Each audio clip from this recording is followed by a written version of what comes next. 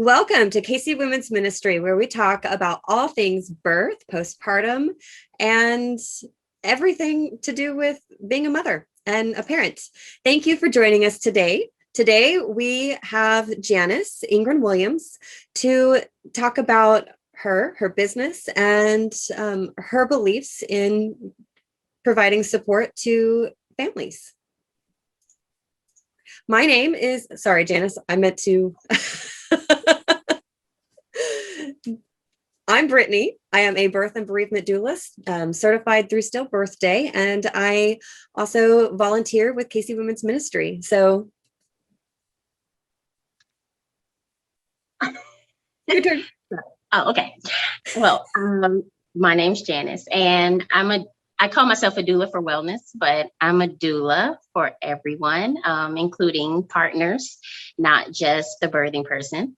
And I am currently a community health worker as well, which means that I have resources to programs that otherwise would be free or sliding scale, low income based. I'm a certified doula and postpartum doula, full spectrum doula, and a virtual certified doula as well.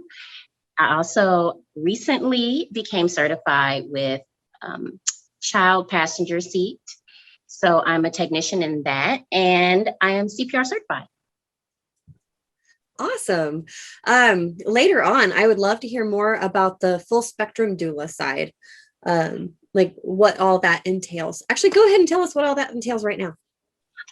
Actually, it entails everything from beginning. So I'm a trained childbirth educator, haven't yet got certified, but soon will be. And so I can teach everything and pretty much give information on anything from before childbirth. So fertility, those who are trying to get pregnant, adoption, those who are wanting to adopt, and going forth to actual pregnancy, to loss, miscarriage, or if it's abortion, I can also assist with that. And then moving forward past that to actually giving birth as a postpartum doula, not yet as a death doula, as you were speaking, but I did enroll with Stillbirth Day, just hadn't completed it yet. Great program. You'll enjoy it. It's hard. It's emotionally very heavy. That's why I wanted to wait before I did childbirth education and stillbirth at the same time. I was like, that could kind of conflict. Yeah. So, yeah. So, I could definitely see that conflicting. I'm eager to definitely go into those classes, but I saw the struggles of a lot of people that were in there, and I was like, oh gosh, I have to get my mindset prepared. So yes, it's very interesting. She's got a lot of good information, and then it's heavy. Okay. Yeah. I was like, I'm not going to go from like, oh, birth, and then like, oh my gosh, Yeah. That's what makes it so hard is she does go through all the stages. Sorry, little one joining us for a second. What do you need? Mommy. Yes. My baby boy is awake. Okay, well, why don't you guys turn on a show so he can sit with you, or let you guys play tablet? And now she's gone. I figured you'd do that. I gave permission, therefore the show will come on. Okay, so what sets you apart as a doula?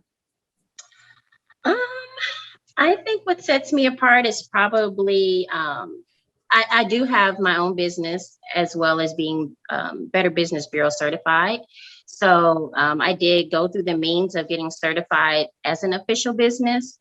And that way people can go and rate me, or if they feel like their services weren't up to par where they needed them to be, they can also go there and file complaints, and we can have a mediation and come to a compromise that's feasible for both of us in a legal manner, but not so much so where we're having to spend hundreds of dollars on attorneys and things like that. So I'm not sure if all doulas do that, but I found that was the easier way for me to handle if there's complications in business with clients.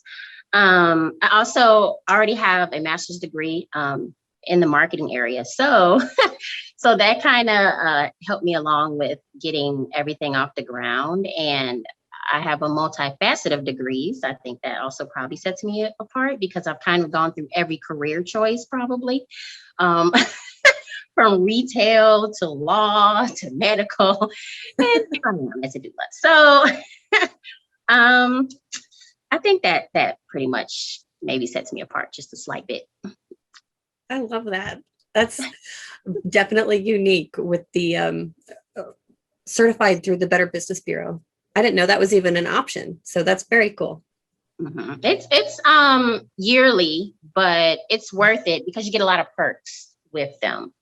As far as, meetings and just being able to have that validation behind you. Mm-hmm. So people can say, hey, if someone has a really, harsh complaint, they're going to say, hey, I'm going to the Better Business Bureau on you. And then you see they're not listed there. So then you're like, oh, okay. Are they a business? So, yeah, I thought it was, I think that was my legal background kicking in. That was like, yeah. Let's have something to cover both ends, the client and myself. That makes sense. I like that. All right. So what is your passion that you hope to pass on to your clients? I would say probably just advocating for themselves. I advocated for myself a lot growing up. And so that would be something that I really have a passion for, is just letting the clients be their better selves in their space. And so if they're not happy, to be able to feel unashamed and to feel confident and speak up and say what they need to say and be heard and not feel overshadowed in their own space. So advocating is so important to me. Informing people of their rights is important to me, and just letting them know that it should be of utter importance to them as well, because in this society, if you don't have a choice or a say, people will make it for you. So especially in a birthing space, and that can go for those trying to get pregnant as well, because there's so many different ways to go about it and so many ways of fertility that if you don't do your own research, things could go wrong for your body. And so that spans across the whole spectrum of birth to me, and pregnancy and childbearing. All of that is just advocating for yourself, researching, and knowing your rights. I love that. So true. Every last bit. Thank you. 1 second. Yes. Okay. Yes. Go watch something. You're supposed to be in bed. Yeah. Little guy. No sleep for the weary. Nope. He's going to be a cranky mess tonight. Yeah. Yes, you can watch TV with Sissy. Go sit down with her, okay? All right. Okay. Go on.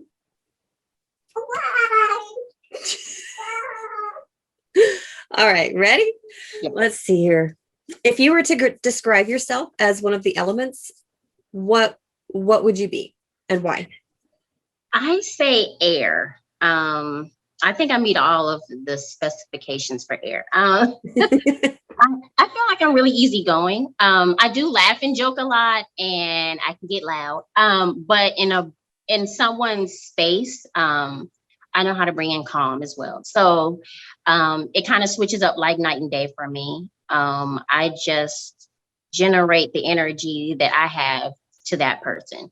And so I exude calmness in most settings. And so that calmness transfers onto my clients, I notice. And so I would say that is the reason for me being air. I mean, just the piece of it all. Again, encouraging the clients, encourage them to advocate for themselves in their bodies, in their space, and knowing the rights. And then I just kind of let my intuition lead me and tell me what is best for this client in this moment. Does this client need touch in this moment? Does this client just need affirmations? What is this client needing? And the vibe that I get from them is the vibe that I feed on. And usually it's a calmness. It's a peaceful calmness that I exude. I'm just not, I guess, the kind that would be like over the top. And I don't get loud. I whisper a lot of things to them, close range, so that they can only hear what I'm saying. And I think that kind of comforts them more than everyone knowing, like, oh, she said, hey, breathe. I don't really get that loud. So yeah, I think I'm more air. I thought I would have been fire, but I'm more air. Yes, I'll make sure to post, the image that I gave you to kind of gauge where you're at. But I love that. That sounds so beautiful. Sounds relaxing. I think I am relaxing. I mean, like I said, I do, like when I'm out, if it's, environment wise, but otherwise, like people come to my house, they're like, man, I could just go to sleep. And I'm just it's like other than the kids, when they're here, like, it's just quiet. Like it's never rowdy around me. I want my peace. I like peace. It gets pretty rowdy around me, but those young kids, they just have so much energy. You bring the loudness, and I'm just like, okay. They do bring the loudness, no matter what. The energy is already there. Yes. Exactly. That's why I don't need it. It's just like they have it. So I'm like, they have it. Now give me some of that. Yeah, exactly. If I could bottle that and use that when I needed it. Oh, that'd be awesome. That'd be awesome. When I'm getting ready to go to a birth. Yeah. Nope. All right, I'm ready. Let's go. We're bouncing off the walls. So can you tell me a little bit about either your labor or your birth experiences that you've had, where either you've like your own or where you've supported someone?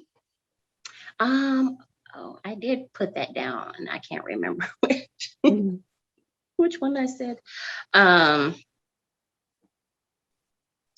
Okay, so my very first, I think it was my first birth. Yes, I think it was my first birth. I had a mom who basically was like, she was like, I'm in labor. I need you to come. I went. And I was like, okay, we're doing this. And when I got there, she wasn't as far as I thought she was, but I was so anxious and excited because it was the first birth. So I'm like, and I'm thinking movie scenes in my head, like, oh, you feel like you're going to push, then you probably, maybe need to go to the hospital. Do you want to go to the hospital? So she's like, I think I should just go to the hospital. So I'm like, okay. So I was like, well, let's try to get you in a warm bath first to see if things calm down. So she did allow that, and she did that for a moment, and she was like, I just can't get comfortable. I do feel like I think I might want to push. And she was like, I want to go. So we went, and she was like a 3.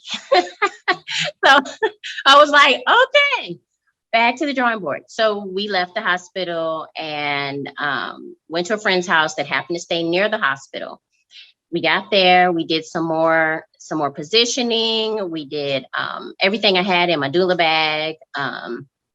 And she was uncomfortable. We tried baths, showers, got everything, heating pads. And she was just like, I think I should go back to the hospital. She went back again, and they were like, yeah, you're only like 4. So I mean, at this point though, like 3 or 4 hours had passed, and she'd only went to a 4. So I was like, okay. So she was like, I was like, do you want to stay and, walk the campus or do something? And she was like, no, I just want to go back home. So we went back again to her friend's house and labored some more. And she was just like, the pain was unbearable. And so I was starting to think, she was probably tensing. And it probably was slowing things down more so than helping along. And this was her first baby, so she probably was a little scared. And as long as we stayed doing the same cycle, then she would be going every time she dilated 1. So I was like, we need to make a decision. You're going to either have to start getting rest because you're wearing yourself out really, really early in the game, or go back to the hospital, because I think at a 4, they were going to go ahead and admit her anyway, but they gave her the option of going back home. So I was like, if you have at least gotten to a 5, that'll be good. You can get in and just stay there. And then if things happen to get so painful, they'll be able to give you whatever you need there. Because she was like, I don't think I'm be able to do it. I'm just not going to be able to do it. And so I was like, that's probably the safer bet, because I didn't really want her to start getting into a panic of, I can't do it, and losing all of her little energy that she did have. So we did go back to the hospital. You didn't want her to spiral. Exactly. Yeah. So we went back again the 3rd time, and they triaged her for a little while. And then once I was allowed to go back, she had already requested the epidural. So they were preparing everything for her, which I kind of figured that's kind of where things were going, was going to be pain meds. And so I had explained all this in our previous visits about the different types of pain meds. And we had worked out somewhat of a birth plan. So I was like, I was feeling good about everything. It didn't seem like it was, too bad. She did the bath again. She was in a lot of pain. It was a lot of pain for her. And so when people are like, oh, people don't need pain meds, some people actually do need the pain meds, because it can hinder the birth. Even though I hear many times our body is made to do this, everyone's pain threshold is not the same. And so I don't lean on the fact of, well, it's this, and that, don't take it, and risk putting that person's self-care in harm's way. Because if you're taking on so much pain that is too much for your nervous system and your body to handle, that can hurt other things in your body. So that's not self-care, and that's not helping the baby. So I was happy that she made her decision of what she wanted to do to help her relax, her to get herself back into her focus zone to go ahead and birth. And so once she got her rest, she dilated to like a 9 instantly after the epidural. So it went pretty quick. And at the 9, she kind of woke up and was like, yeah, I feel like I want to push. Like it feels different now. Like I have to go to the bathroom. Yeah. So I'm like, that's the push. And so I was like, okay, so I coached her along, and which it made it a little easier for me because I had an epidural in my births. And so I kind of knew what that feeling is like. You can't feel, but you can feel. And so I was like, okay, I'm going to have to talk you through it, because you're not going to really know that sensation of the contraction as much so as you would if you didn't have the epidural.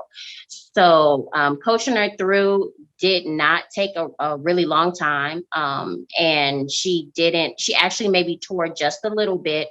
We didn't get to like do other stuff I want to do, because it was my first birth. So I was trying to squeeze in everything, like the warm compresses, everything. And I didn't get to that because when she woke up, and I kind of, because it had been hours. And so I was like sitting in the chair next to her, kind of like in and out of consciousness myself. I was like, she was like, no, go ahead and get some rest. And I'm like, no, I really shouldn't. Oh, okay. And about the time she was like, yeah, it's go time, I kind of jumped up and was like, yeah, okay, let's go. Let's, call the nurse. And so I didn't get to do everything that I really was thinking I would be able to do. And so once they came in, delivered baby came out perfect. I mean, nothing was wrong. She didn't have to go into a C-section. It did not lead to other interventions, which sometimes can happen, but it didn't for her. It was the right move for her to make. It was the right move for her body. She needed that rest to get those last pushes in to get baby born. So to me, I've had other births since then, obviously, on the whole other side of the spectrum. And I just know it goes by each individual, how a birth can go and what, the ultimate goal is. Ultimate goal is for, yes, baby, we want baby fine too, but the birthing person and mom needs to be okay. We don't want to lose them. So if it's what they need to do for them, then yeah, so I was happy, and I stayed around a long time afterwards on my first birth, just to make sure everything was going okay and they were comfortable, they didn't need anything. And actually a problem did arise, so I was glad I did stay. They had a problem with the nurse.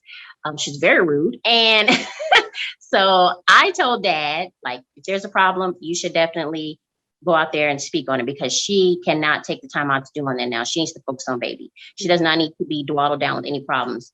You're here, you handle it for her.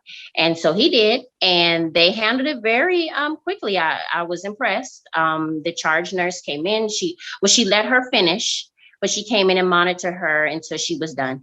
And when she finished and completed what she was doing, she left the room. She was not seen again. And she made sure to tell both mom and dad that she wanted to wait. She was done. She didn't want to make a scene, which I thought was very respectable, because you don't want people getting an attitude with you in the middle of a suturing, of trying to, get you together, and now they have an attitude with you.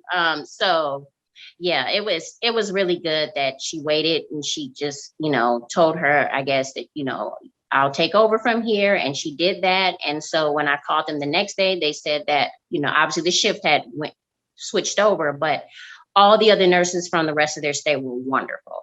And so they were thankful that they did advocate for that. And that, it was something that was brought to their attention as well. Because sometimes I noticed too, people in a situation may think they're seeing the situation different. So it helps for a person on the outside of the situation to say and acknowledge, like, I do see that too. Yeah. Because emotions are high, hormones are raging. And so you're like, are they really being mean to me, or do I just feel like everyone's being mean to me? And then for someone as a doula to say, hey, they're being a little abrasive. How do you feel about that? I thought what she said was a little disrespectful. How do you feel about that? And if they're like, I thought that, but I wasn't sure, but now you confirmed it for me. So yes, I'm gonna definitely go talk to them about this or whatever, and let them handle it. And so I didn't have to step on anybody's toes. So it was it was all good, because I let the family handle it. So that's good. That's good. Never want to step on the hospital staff toes. No. The goal is to always have them, part of the team. And be respectful to them, because they're people. They care about our clients just as much as we do. So yeah. Sometimes you get a nurse that's just having a bad day. I know. I was like, oh my gosh, she is yelling. We have to have something done about this. We can't keep going on. You should go home and recuperate for a little bit. Yeah, I think those shifts were catching up with her. But yeah, especially when you have multiples back to back. Yeah. So I was like, this is not, no. joyous moments. Yes. So tell me a little bit about your family. So I'm the youngest of 9, and pretty much we're all over the place. We are not, I guess, the average get together family. We get together at funerals, and that's about it.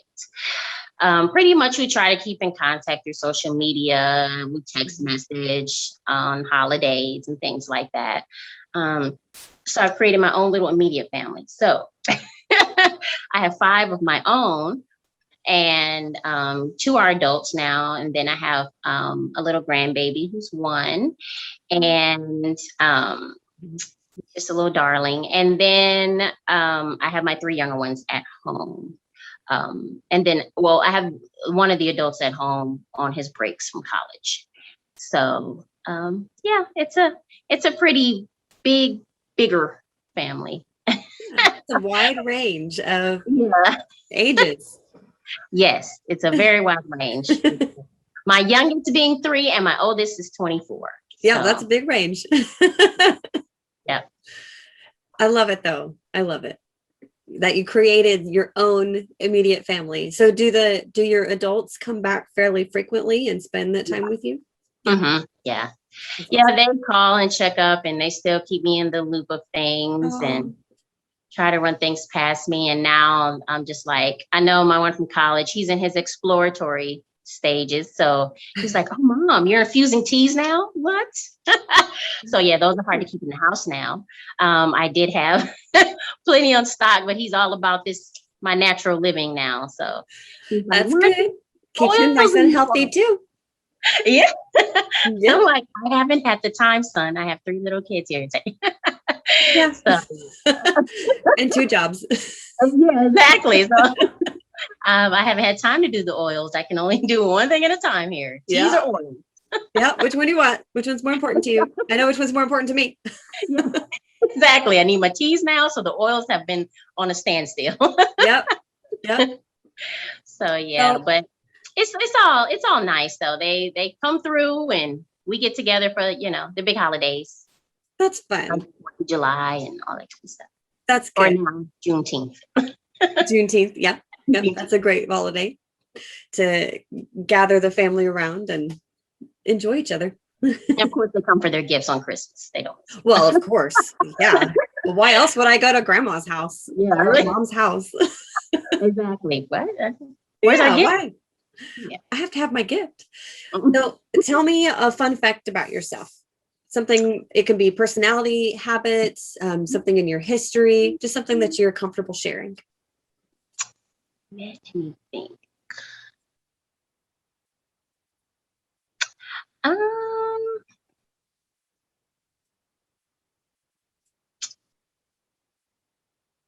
uh,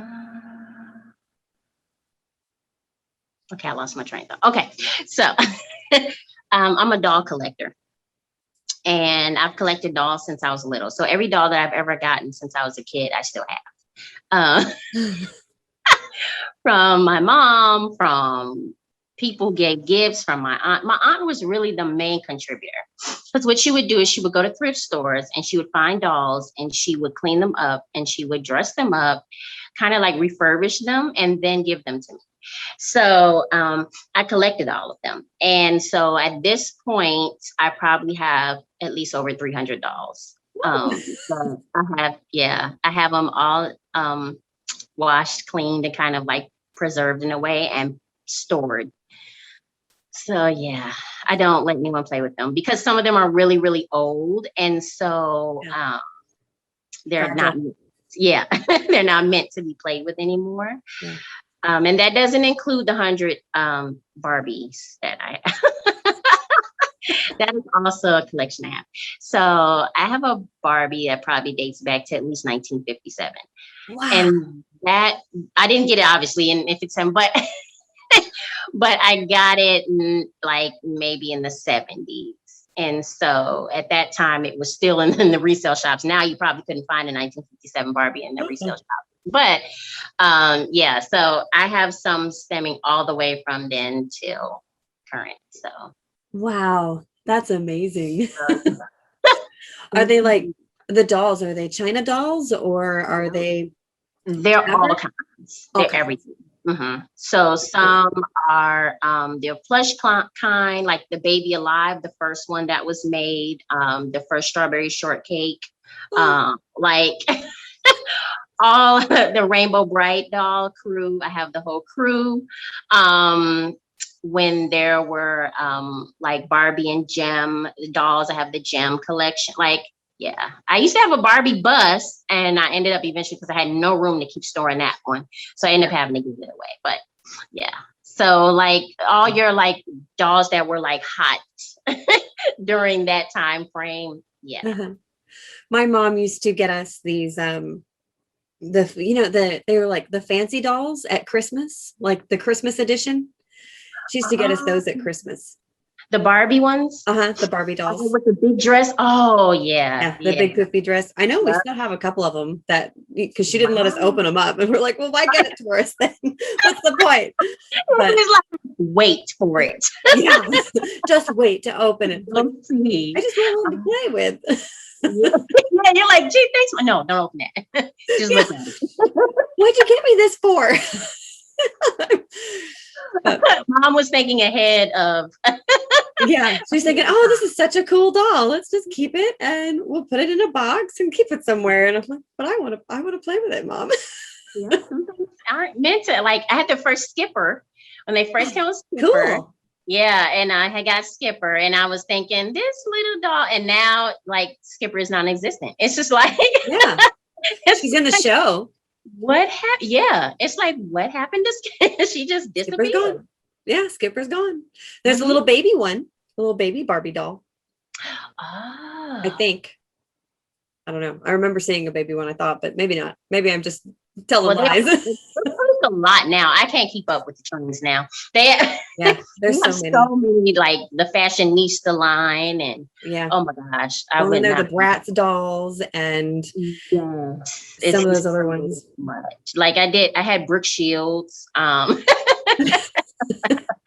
Yeah, when she came out as a Barbie, I got Brooke Shields. Like, yeah, that's awesome. Yeah. I just love them all. I used to have them out on display for the longest time, and they were like taking over my whole entire bed. And so my mom was like, "Where are you going to sleep?" I'm like, "On the floor," because the dolls is the bed. And so when I would have company, I know they were like, "This weirdo," and so because they were like lined up all over my room, and they were like, "Oh my God!" And so eventually, after high school, I was like, "I'll pack them away." Because now I need like a whole room in my house for them. And so I guess I could move them and pack them away. But when I get old, I will pull them back out. That just means you need a 6-bedroom house, for your 5 kids. Well, you need a 7-bedroom house for the 5 kids. Room. Yeah, you need more room. That's it. They just need a house for themselves. And exactly. Yeah, they can go cook dinner and I think so. I think that's I'm up for that. Totally up. So what kind of things do you do to relax? Read when I can, when the kids are quiet enough and they're reading too. And I also like to play video games. I have to pull myself away from video games, so it will take up my entire day. My husband's like, I know once you get on the video game that the day is done. So I will play because it's such a good escape for me. Because I'm very grounded. I'm very reality based. And so it's really hard for me to detach from getting involved in analyzing everything. So when I play video games, it's kind of my escape. When I read, I'm a big Stephen King fan. So that too, I collect also. I collect Stephen King books. So I have all his books, and I have a whole closet full of those. So yeah, I'll read those or I'll play video games. And yeah, I like to just relax. Then Netflix came along, so then I also do that too. But now I've watched all my shows, so waiting on new seasons. What's your favorite game? My favorite one? Yeah, what's your favorite video game? Oh, favorite video game? The Sims. The Sims. So that's the computer one, right? No, it's on Xbox. Oh, okay. I'm thinking of Second Life on the computer. That's it. It started on the computer. Oh, it did. Okay. Yeah. Mm-hmm. It started on the computer. I think you still can do it on the computer because I think you can get like the extras and stuff easier on the computer. But yeah, they had it on. It moved to Xbox. Then we got the Xbox 360. Then we went to Xbox One. So every time I've kind of gone up, and the game has kind of changed a little. So I'm kind of stuck at the one on the 360. That's kind of my favorite one. The Xbox One gets a little bit more back to the computerized version. Oh, interesting.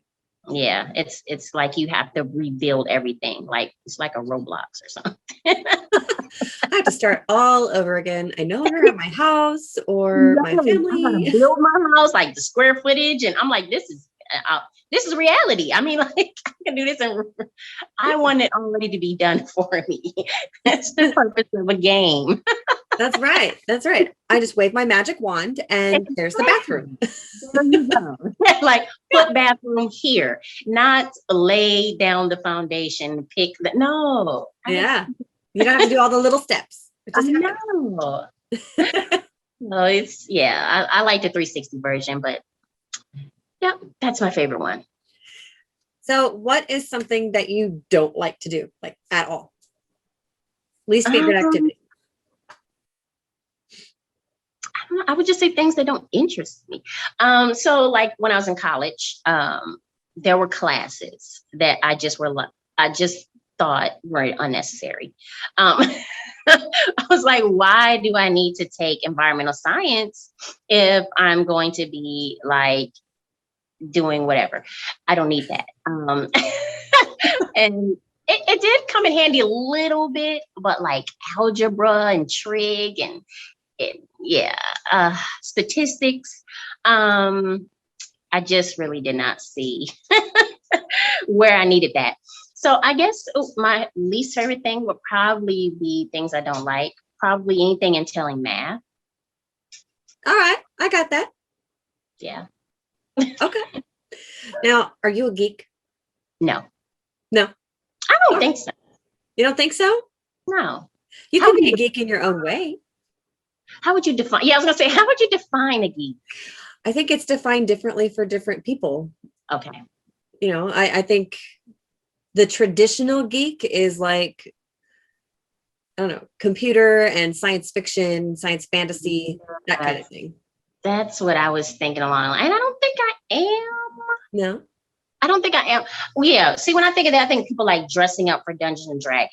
Mhm. Is what I think. Like people who are excessive, like Comic Con, like like they're in full. I don't. No. No, I don't Nothing think I wrong do. with that. I think I just kind of like, this is enough for me. Like I'm not going to see Thor dressed like Thor. You know, I mean, like I like Thor, but to me, I'm like, I still can be like, that's a movie, and It is a movie. I would still love to actually see Thor in person. Maybe not dressed like him though. No, I wouldn't dress, but I definitely would want to see him in person. Yeah. Although I might carry his hammer around. That's I know. No, really. Yeah, I would do that. I would carry the tools. Now, if I could get a hold of that, I would definitely. I might not have the outfit, but if I could, load something. I love it. I love it. Well, thank you, Janice, for hanging out with me today and answering all my questions. Thank you so much for having me. Yes, it was fun. It was so fun. So, well, hopefully, we got some good information out there on you. And as we have clients coming in, they get to learn about you. And if they feel like you're a match, then hopefully, we get to move forward and have you on their team. So, all right. Well, thank you again for everyone joining us and watching the video and learning about Janice. So you can find her at kcwomensministry.org and you can hire her through there. Is it going to scroll across the bottom? No, I'm just kidding. It probably will. Yeah, hopefully. Yeah. Or it'll be a big screen at the end that pops up. Just look at the bottom. We have links. There are links below in the description. Go click on that. Oh, and make sure you hit the subscribe button wherever he's going to put it. I don't know if it's going to be in this or this corner with my baby's picture that every once in a while I think is something else. Oh, it's a nice picture back there. Yeah. There she is. Oh, that's so precious. Yeah. But if I have my camera up high enough to see it, then all you see. Oh, yeah. It looks like you're drawing again. Like I'm just a chin. I'm just a little head. Yeah. Yeah, it does. It drowns you. Makes me look short and squat. I know. You're nowhere near short. So no, I am not short. That is very true. I am not short. So